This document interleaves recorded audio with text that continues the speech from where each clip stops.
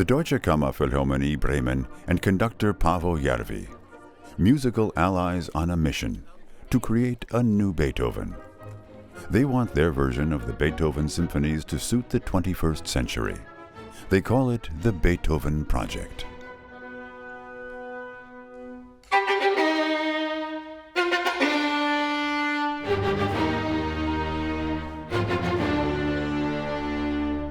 Why another cycle? Who needs another cycle? We will always need another cycle. Bremen in northern Germany. From here, the Deutsche Kammerphilharmonie is conquering the musical world. Paavo Järvi has been the orchestra's artistic director since 2004, and since then almost anything seems possible. Sold-out concerts, resounding world tours, and acclaimed recordings. The next milestone, performances of all 9 Beethoven symphonies at the Beethovenfest in Bonn. When I met them and I heard them play Beethoven, it became clear that this sounds how I want it to sound. It took years until we were able to produce our characteristic sound quickly.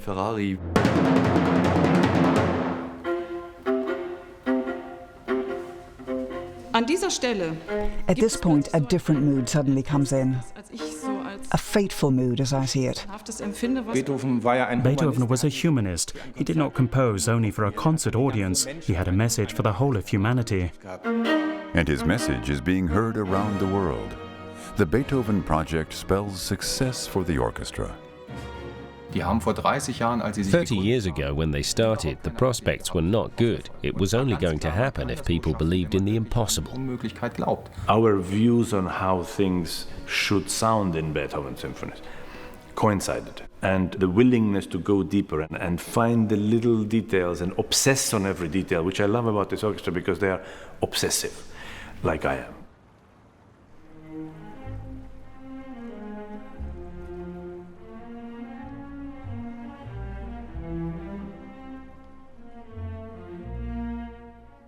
Every 5 years, the Estonian capital Tallinn plays host to a major music event, the Üldlaulupidu, the Estonian Song Festival. Paavo Järvi also likes to get involved. It's a reason to return to his hometown.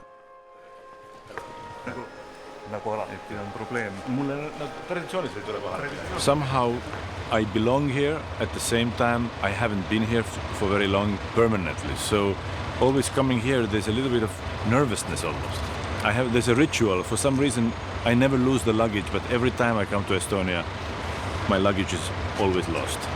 And today is the same thing. I simply don't have a karma for the luggage in Estonia, but it feels special. It feels, already looking from the window and seeing the landscape, you feel, oh yeah, this is all. Okay. His formal clothes have gone missing, along with his luggage, so he has to go and buy some more. This evening, Järvi has been invited to a reception with the president of Estonia. Tallinn is where Paavo Järvi's musical career began in the 1970s, first as a percussionist, then as a conductor. His father, the conductor Neeme Järvi, taught him a great deal. These days, father and son are well-known figures, not at all out of place among Estonia's celebrities.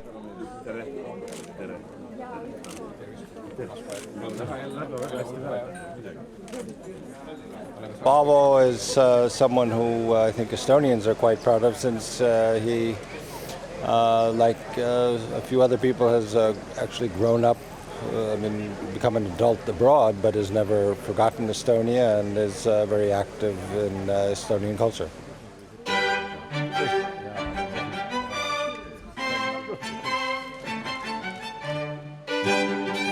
Paavo Järvi is a cultural ambassador for his country. Estonia molded him, and not only as a musician. The type of charm that Estonia has is slightly hidden. You go to Spain or Italy or Greece or South America and you have this incredible life and excitement. Here, everything on the surface looks kind of calm and nice and quiet. There is another current underneath, but there is certain charm in being rather low-key. I grew up like that, and I actually identify with it, and I like it.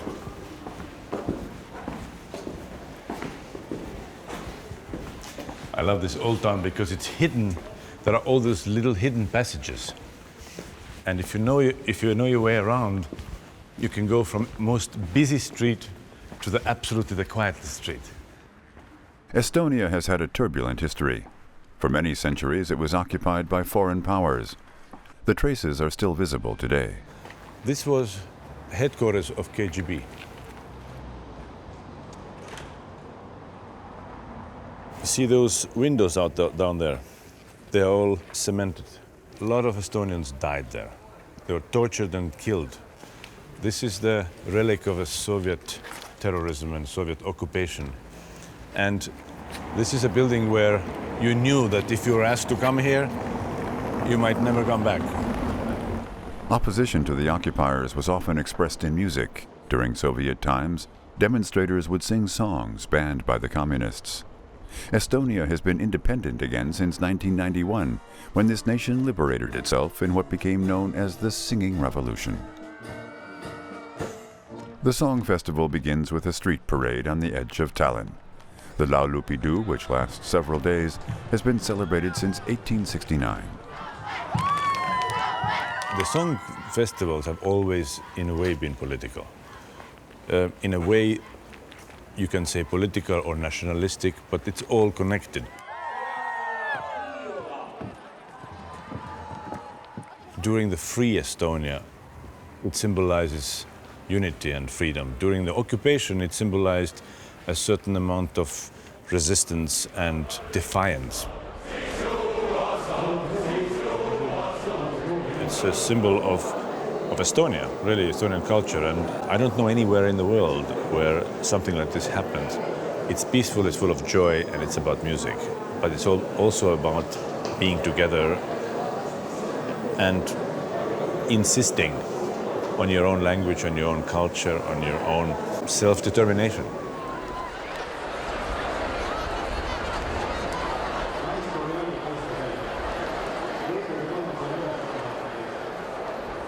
Paavo is Estonian, and first and foremost, for us, he will be Estonian conductor, and we are very proud of him. I think everybody in Estonia, because he is one of the few of us who has made it to the world.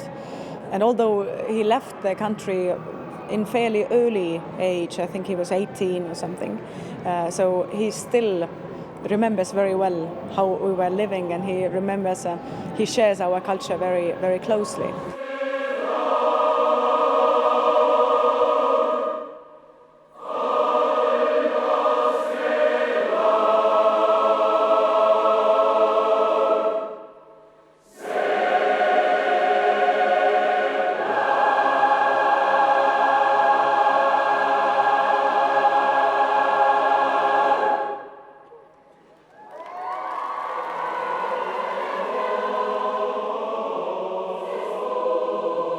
The opening ceremony of the festival. 24,000 singers and 80,000 spectators.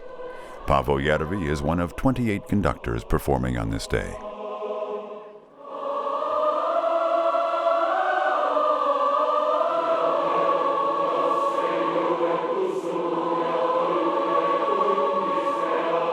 Music unites everybody here, but actually it's not strictly about music.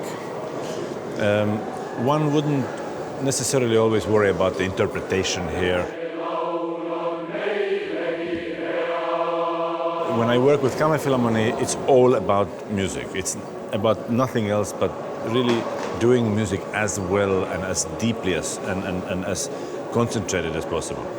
Here, it's somehow you come here you because you want to be part of that event. Some hours later, the rain is pouring down, but that can't stop this performance of the Pilgrim's chorus from Wagner's Tannhäuser.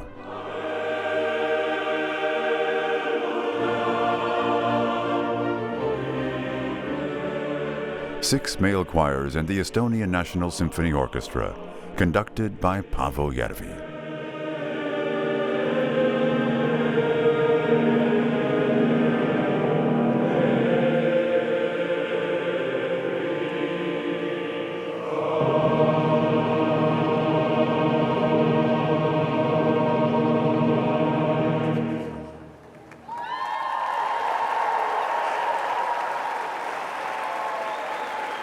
dirigent Paavo Järvi.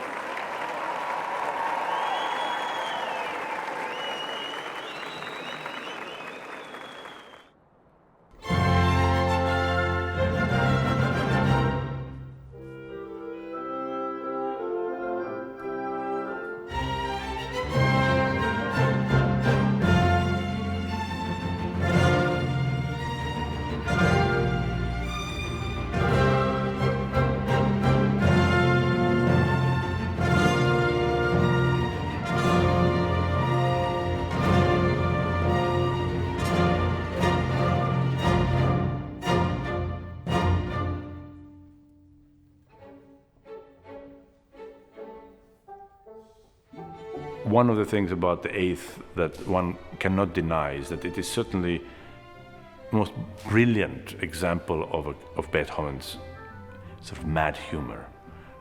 It's a kind of a grotesque joke of a genius.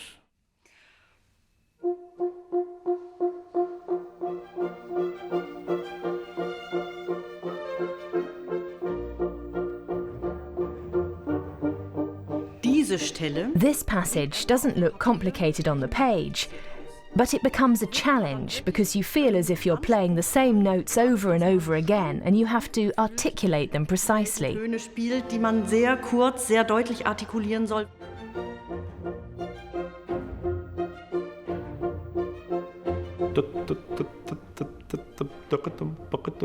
I mean, that's the great Beethoven who has given us the Fifth Symphony, the Seventh Symphony, Eroica, comes up with this absurd little piece of music, but it's a genius piece of music at the same time. It's almost profane, you know. You have this.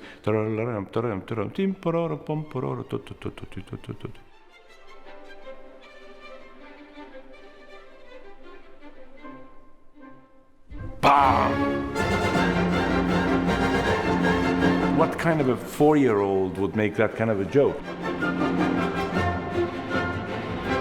But it is fantastic at the same time. It is fantastic because you can see something already is not right. There is something in this music that is bordering on insanity.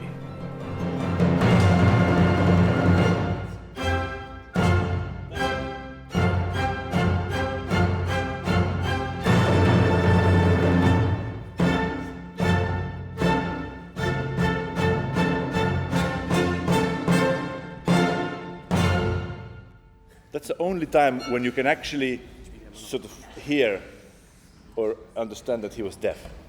That's the only time that I really, in any of his pieces, that I think that's probably written by somebody who couldn't hear, you know? You know?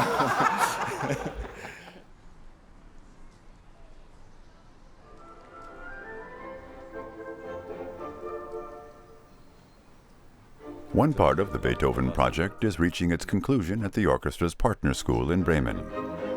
A side room has been transformed into a sound studio, where the mixing is being done for the CD of the Ninth Symphony. Just a tiny bit more.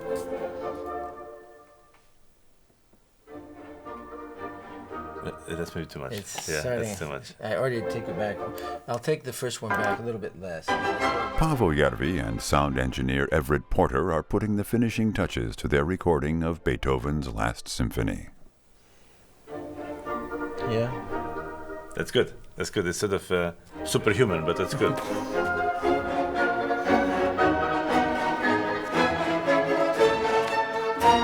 In the life of a conductor, that's a big milestone. For me, that's a big deal.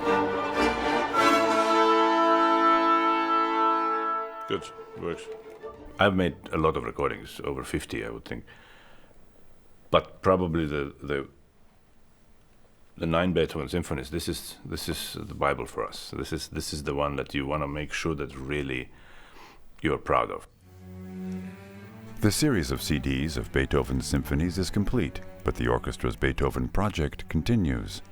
At the Beethovenfest in Bonn, they are to perform all 9 symphonies in 4 days.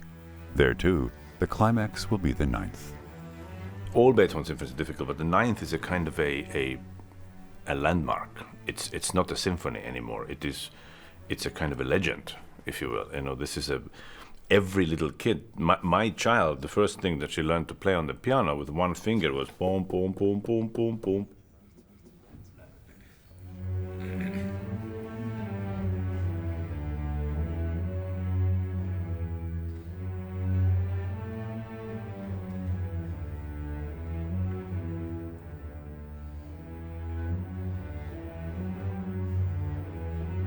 Definitely this piece doesn't follow the ordinary symphonic conventions. I mean, it is something that you already know because he uses choruses and he soloists, that this is somehow not the traditional symphony. It doesn't have the same structure.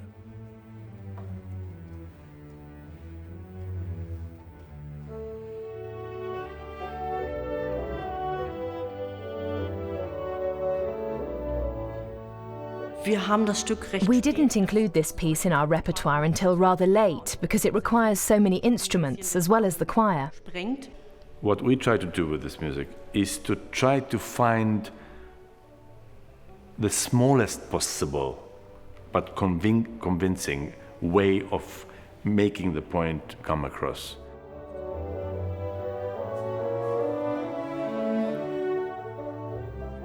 I think of it like this.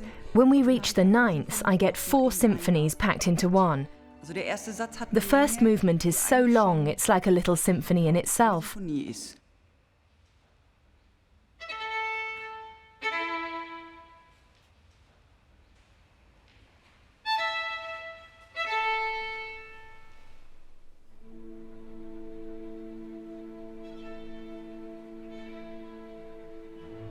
There is this moment of complete trepidation. Nobody hears anything. And you have this tiram, param, param.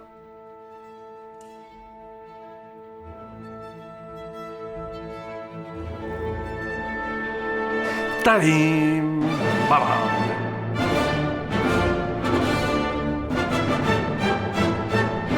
It's an unusual beginning, and it is one of those moments when you start feeling that out of nothing something great can come.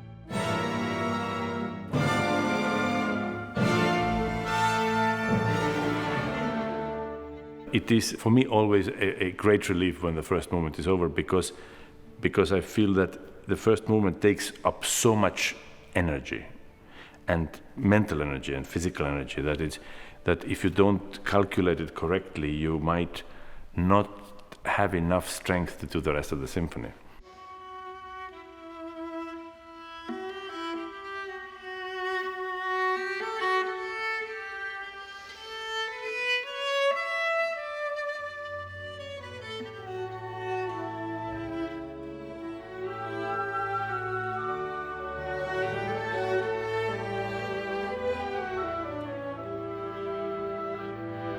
Das ist meine Lieblingsstelle, weil sie einerseits... This is my favourite part, because it's supposed to be very expressive, but also very quiet. It's an expressiveness that's not directed outwards, but which stays inside.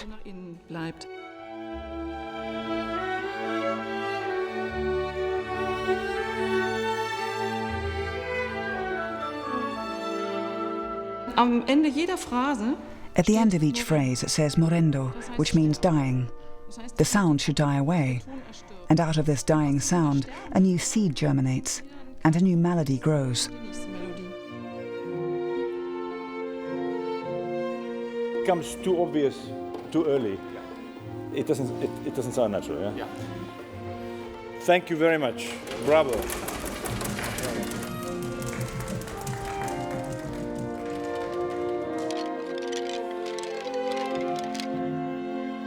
All things in their place?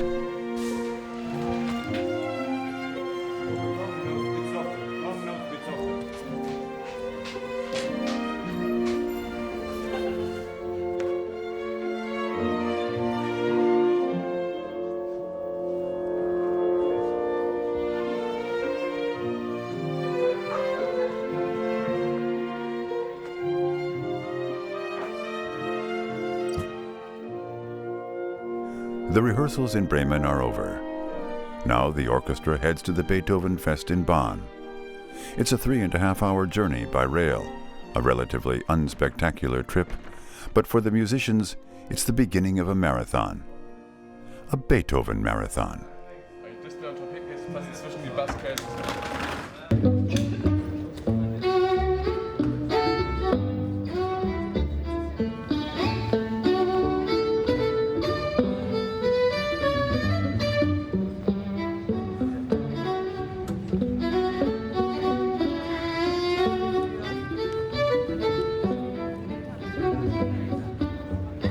Also für mich persönlich ist es. For me personally, it's a real tour de force.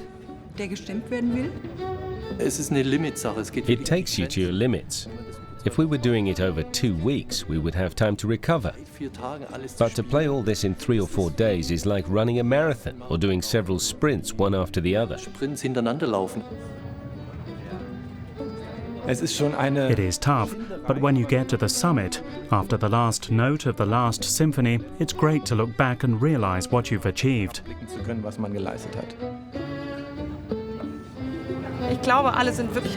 I think we're all keen to play the symphonies again, and it's especially good to play them in Bonn, in Beethoven's town. That's great.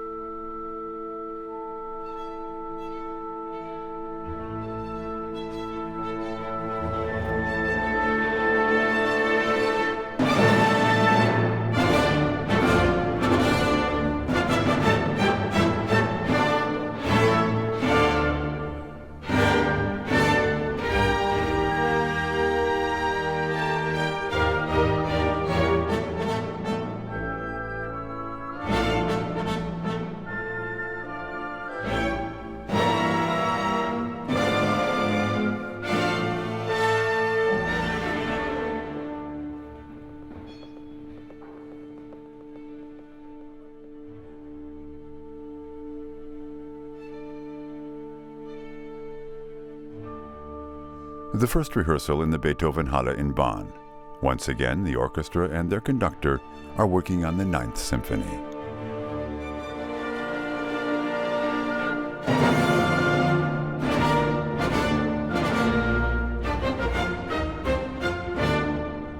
The Beethovenfest in Bonn is one of Europe's most renowned music festivals. This year, the Deutsche Kammerphilharmonie Bremen and their Beethoven Symphony Cycle are the main attraction.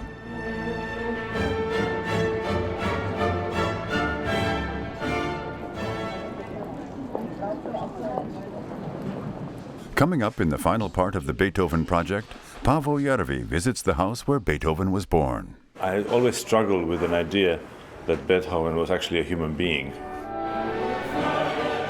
And the Kammerphilharmonie begins its Beethoven Marathon. 9 symphonies in 4 days at the Beethovenfest in Bonn. The climax is reached when the orchestra plays Ludwig van Beethoven's 9th Symphony. In the next part of the Beethoven Project.